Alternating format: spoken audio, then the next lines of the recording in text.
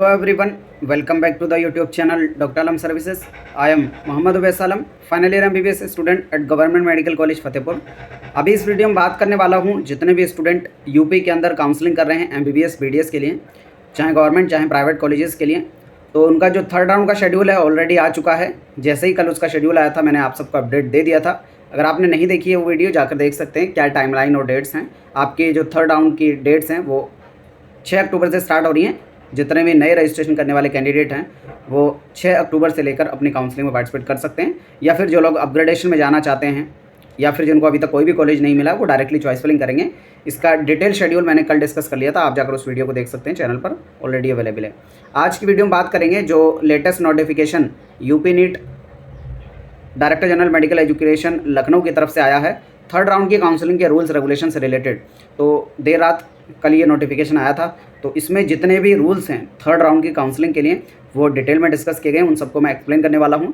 और स्पेशली कहाँ पर कितनी सीट्स वैकेंट हो सकती हैं, कन्वर्जन का क्या प्रोसेस होता है, क्योंकि थर्ड राउंड में अक्सर कट ऑफ लो रहती है प्रीवियस राउंड के कंपैरिजन में। जिसका रीज़न एक तो ये होता है कि कभी कभी सीट बढ़ भी जाती हैं, वो तो बाय लक होता है कि अगर कहीं कॉलेज ऐड हो गया या सीट इंक्रीज़ हो गई तो वो तो डेफिनेटली कंट्रीब्यूट करेगा ही। उसके अलावा भी एक इम्पोर्टेंट फैक्टर होता है कि जो सब कैटेगरीज़ की सीट्स हैं, अगर किसी कैटेगरी के स्टूडेंट नहीं होते तो उनको कन्वर्ट कर दिया जाता है।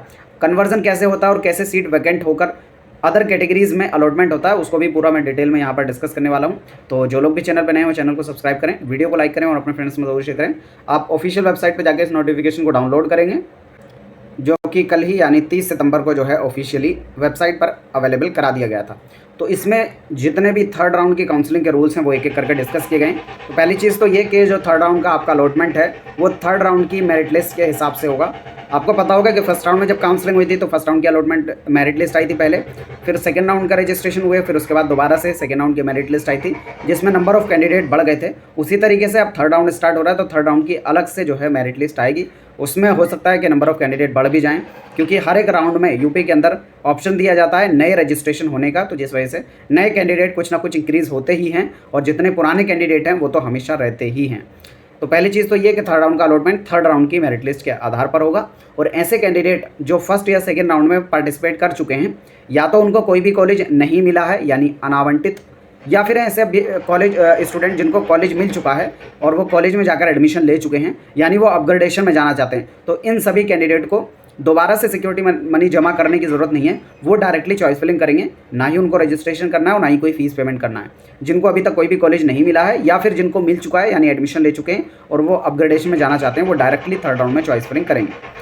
फिर यहाँ पर उन स्टूडेंट के लिए जिनको द्वितीय चक्र की काउंसलिंग से आवंटित अभ्यर्थी के द्वारा प्रवेश ना लेने अथवा प्रवेश उपरांत त्याग पत्र देने के पश्चात, यानी या तो सेकेंड राउंड में आपको कोई कॉलेज मिला उस पर आपने एडमिशन नहीं लिया तो इस केस में आपकी सिक्योरिटी जब्त हो जाती है, या फिर आपने फर्स्ट या सेकेंड राउंड में एडमिशन लेने के बाद कॉलेज को छोड़ दिया, रिज़ाइन कर दिया, तो उस केस में अगर आप आगे पार्टिसिपेट करना चाहते हैं तो दोबारा से सिक्योरिटी भरनी पड़ेगी, क्योंकि जो आपकी सिक्योरिटी है वो जब्त कर ली गई होगी।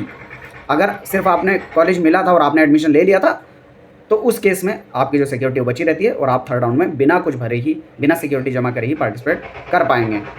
और थर्ड राउंड में भी जितने भी स्टूडेंट का रजिस्ट्रेशन कंप्लीट हो चुका होगा, डॉक्यूमेंट वेरिफिकेशन हो चुका होगा और फीस पेमेंट हो चुका होगा, वही कैंडिडेट यहाँ पर पार्टिसिपेट कर पाएंगे। या फिर ऐसे कैंडिडेट जो पहले ही फर्स्ट या सेकंड राउंड में पार्टिसिपेट कर चुके हैं तो वो यहाँ पर पार्टिसिपेट कर पाएंगे, क्योंकि उनका जो already fees payment, document, registration सारी चीज़ें हो रखी हैं तो उनको दोबारा कुछ करने की ज़रूरत नहीं है। और आपको अपनी चॉइस फिलिंग सही से करनी है, क्योंकि आपका अलॉटमेंट चॉइस फिलिंग के बेसिस पर ही होगा, जिस ऑर्डर में आप चॉइस फिलिंग रखेंगे। और नंबर ऑफ कॉलेज का कोई भी लिमिटेशन नहीं है, चाहे जितने कॉलेजेस आप रख सकते हैं। जो फिफ्थ पॉइंट है वो इसी से रिलेटेड है। सिक्स पॉइंट आता है आपका कि किस कॉलेज में कितनी सीट वैकेंट है, कहाँ पर वैकेंट है, ये कैसे पता चलेगा, और इससे रिलेटेड है।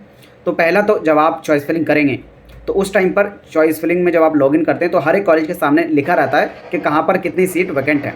तो दो तरह की सीट आपको वहाँ पर दिखेगी। एक दिखेंगी जो आपको क्लियर कट वैकेंसी के फॉर्म में दिखेंगी, वो ऐसी सीट होंगी जहाँ पर या तो एडमिशन नहीं हुआ है यानी वो नॉन रिपोर्टेड हैं, या फिर किसी स्टूडेंट ने रिज़ाइन कर दिया यानी वो सीट्स बिल्कुल 100% खाली हो चुकी हैं, उस पर किसी का भी कोई अधिकार नहीं है, तो उनको क्लियर कट वैकेंसी के नाम से जाना जाता है। फिर हर एक कॉलेज के अंदर कुछ सीट्स जो कि ज़्यादातर आपको दिखेंगी वो होंगी SAC, सीट अगेंस्ट कैंसलेशन।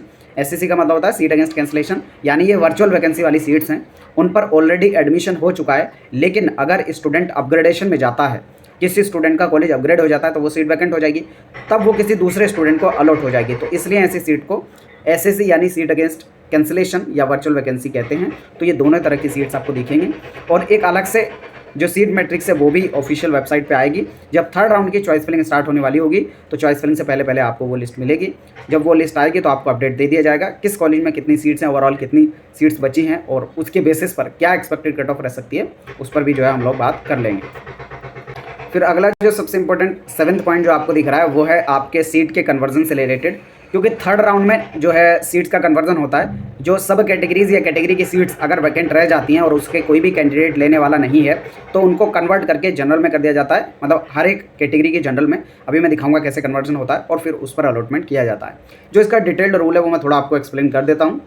जैसे कि यह आपके सामने ब्राउज़र का कन्वर्जन एल्गोरिथम मैंने खोला है, तो किस तरीके से कन्वर्जन होता है। जैसे एसटी कैटेगरी में बात करें तो एसटी की पीडब्ल्यूडी कैंडिडेट या एसटी एक्स सर्विसमैन की सीट्स या एसटी फ्रीडम फाइटर की सीट्स या फिर एसटी एनसीसी की सीट, अगर इसमें से कोई भी सीट बचती है तो उसको कन्वर्ट कर दिया जाता है जनरल एसटी के अंदर, मतलब नॉर्मल एसटी वाले कैंडिडेट जिनकी सब कैटेगरी इससे अलग है, यानी एसटी ओपन के जो कैंडिडेट है उनको ये दे दी जाएंगी अगर कोई कैंडिडेट हुआ तब।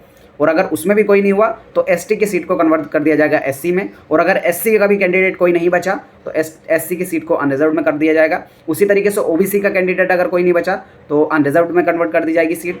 ईडब्ल्यूएस की कोई सीट बची और कोई भी स्टूडेंट नहीं बचा लेने वाला तब वो जनरल में कन्वर्ट कर दी जाएगी। और कोई माइनॉरिटी की सीट किसी कॉलेज के अंदर है और उस पर कोई भी माइनॉरिटी वाला स्टूडेंट एडमिशन लेने के लिए नहीं है, यानी किसी भी स्टूडेंट ने उसको चॉइस फिलिंग में नहीं रखा, तब वो जनरल में कन्वर्ट करके अलॉटमेंट कर दिया जाएगा। तो इस तरीके से जो हर कैटेगरी है उसकी ओपन में कन्वर्ट कर दी जाएगी। जैसे अगर एससी कैटेगरी की सब कैटेगरी वाली सीट्स हैं, PWD, ex serviceman, freedom fighter, NCC, तो इन सब को एससी ओपन में कन्वर्ट कर दिया जाएगा। उसी तरीके से अनरिजर्व्ड की सब कैटेगरीज की सीट को अनरिजर्व्ड में कन्वर्ट कर दिया जाएगा। ओबीसी की सब कैटेगरी की सीट्स को ओबीसी ओपन में कन्वर्ट कर दिया जाएगा। ईडब्ल्यूएस की सीट्स को जो सब कैटेगरी की है वो ईडब्ल्यूएस ओपन में कन्वर्ट कर दिया जाएगा। और ये तभी कन्वर्ट किया जाएगा जब ये अलॉटमेंट के बाद, पहले ये देखेंगे थर्ड राउंड का अलॉटमेंट करेंगे, उसके बाद देखेंगे कितनी सीट वैकेंट बची हैं। फिर जो वैकेंट बचेंगी अगर देखेंगे कोई भी सब कैटेगरी वाला स्टूडेंट नहीं है और सब कैटेगरी की सीट्स बची हैं, तब वो उन सब कैटेगरीज की सीट्स को रेस्पेक्टिव ओपन कैटेगरी की सीट्स में कन्वर्ट कर देंगे और फिर उस पर अलॉटमेंट करके रिजल्ट निकालेंगे। तो इसीलिए अक्सर ऐसा होता है कि थर्ड राउंड में कुछ ना कुछ सीट बचती हैं, क्योंकि कई सारे जो सब कैटेगरी वाले स्टूडेंट हैं वो नहीं होते हैं। जैसे एसटी पीडब्ल्यूडी की कोई सीट है, एसटी एक्स सर्विसमैन की है या एससी फ्रीडम फाइटर की है, तो बहुत सारे सब कैटेगरी वाले स्टूडेंट नहीं होते, तो ऐसी सीट को कन्वर्ट करके रेस्पेक्टिव ओपन कैटेगरी से अलॉट कर दिया जाता है, जिसकी वजह से कट ऑफ डिक्रीज होती है। फिर अगला चीज़ जो 8th पॉइंट है इनका वो है कि आप अगर पार्टिसिपेट कर रहे हैं तो चॉइस फिलिंग करके चॉइस लॉक करना कंपलसरी है, और अगर आप चॉइस लॉक नहीं करते हैं तो माना जाएगा कि आपने काउंसलिंग में पार्टिसिपेट नहीं किया है और आपको किसी भी सीट पर अलॉटमेंट नहीं किया जाएगा। तो चॉइस लॉक करना कंपलसरी है और आपको खुद से चॉइस लॉक करना पड़ेगा।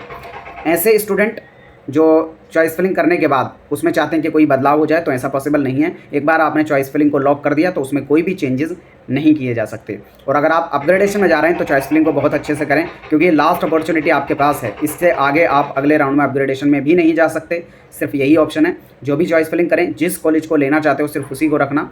अगर कोई भी सीट मिली उस पर आपको एडमिशन लेना पड़ेगा, अगर नहीं लेते हैं तो आप हर एक काउंसलिंग से बाहर हो जाएंगे, क्योंकि थर्ड राउंड के बाद डेटा शेयरिंग होती है ऑल इंडिया और स्टेट के बीच में भी। तो अगर आपको स्टेट में भी थर्ड राउंड तक कहीं पर भी सीट मिल चुकी है तब भी आप आगे की किसी भी काउंसलिंग में पार्टिसिपेट नहीं कर पाएंगे। तो जो कॉलेज मिलेगा आपको वो लेना ही पड़ेगा और वो लास्ट अपॉर्चुनिटी आपके पास बचेगी। तो इसलिए ध्यान से चॉइस फिलिंग करना है आपको। फिर अगला पॉइंट 11th वाला ये अपग्रेडेशन वाले स्टूडेंट के लिए हैं कि जो अपग्रेडेशन में चॉइस फिलिंग कर रहे हैं तो जो कॉलेज उनको ऑलरेडी मिल चुका है उस कॉलेज को ना भरें, ताकि दोबारा उस पर अलॉटमेंट ना हो। क्योंकि अगर आपने दोबारा भर दिया और फिर से उस कॉलेज का नया अलॉटमेंट आपके नाम पे हुआ तो दोबारा से आपको एडमिशन फॉर्मेलिटी पूरी करनी पड़ेगी। नहीं करेंगे तो आपका एडमिशन कैंसिल कर दिया जाएगा। फिर अगली चीज़ है 12th और 13th पॉइंट में बोला गया है कि आपको जो भी थर्ड राउंड के अंदर कॉलेज मिलेगा उस पर आपको एडमिशन लेना पड़ेगा। अगर नहीं लेते हैं तो उस केस में जो आपकी सिक्योरिटी है वो जब्त कर ली जाएगी। और ऐसे कैंडिडेट जो फर्स्ट या सेकेंड राउंड में एडमिशन ले चुके हैं, ठीक है, गवर्नमेंट मेडिकल या डेंटल कॉलेज में सेकंड या थर्ड राउंड में, फर्स्ट और सेकंड राउंड में अगर एडमिशन ले चुके हैं और थर्ड राउंड में उनको अपग्रेडेशन के बाद कोई नया कॉलेज मिलता है तो उस पर एडमिशन लेना कंपलसरी है। अगर नहीं लेते तो उनकी सिक्योरिटी भी जब्त हो जाएगी और जो फीस पुराने कॉलेज में जमा हो चुकी है वो भी जब्त कर ली जाएगी। उसी तरीके से प्राइवेट कॉलेज की अगर बात करें, फर्स्ट या सेकंड राउंड में आपको कोई कॉलेज मिल चुका था और थर्ड राउंड में आपको अपग्रेडेशन होकर कोई दूसरा कॉलेज मिलता है, तो आपको उसी कॉलेज को लेकर एडमिशन कंप्लीट करना होगा। अगर एडमिशन नए कॉलेज में नहीं लेते हैं तो आपकी सिक्योरिटी भी चली जाएगी और जो पुराने कॉलेज में आपने फ़ीस भरी थी वो भी 50% फ़ीस आपकी जब्त कर ली जाएगी। ठीक है, इस चीज़ का आपको ध्यान देना है। और फिर एक इंपॉर्टेंट पॉइंट 15th वाला ये है कि थर्ड राउंड के बाद आपको पहले अपनी एडमिशन फॉर्मेलिटीज़ कंप्लीट करनी है और उसके बाद जो भी आपको कॉलेज मिला है, मेडिकल या डेंटल कॉलेज, वहाँ पर जाकर कॉलेज में आपको रिपोर्ट करना है, क्योंकि हर जगह पर क्लासेस स्टार्ट हो चुकी हैं। फिर एडमिशन अलॉटमेंट के बाद आपको जो भी कॉलेज मिला है, अगर प्राइवेट मिला है तो आप director general medical education and training UP payable eight Lucknow के नाम पे जो अपना फ़ीस का डिमांड ड्राफ्ट बनवाएंगे और जो आपका नोडल सेंटर है वहाँ पर जाकर एडमिशन फॉर्मेलिटीज़ पूरी करेंगे। और अगर गवर्नमेंट कॉलेज मिला है तो जो भी कॉलेज आपको मिला है, रेस्पेक्टिव कॉलेज में जाकर आप अपनी एडमिशन फॉर्मेलिटीज़ को कंप्लीट करेंगे। फिर अगला पॉइंट है उन सभी स्टूडेंट के लिए कि जिनको भी कॉलेज अलॉट होगा वो अपने कॉलेज में आगे जब रिपोर्ट करेंगे तो उनका मेडिकल चेकअप भी किया जाएगा। ये नॉर्मल सी चीज़ें हैं, उसमें कोई और अलग से रूल यहाँ पर नहीं है। तो यही थे थर्ड राउंड के जो टोटल रूल मैंने एक एक करके डिस्कस किए। इसके बाद भी आपकी कोई क्वेरी या डाउट बचता है नीचे कमेंट बॉक्स में बता सकते हैं। मिलते हैं नेक्स्ट वीडियो में, तब तक के लिए थैंक यू।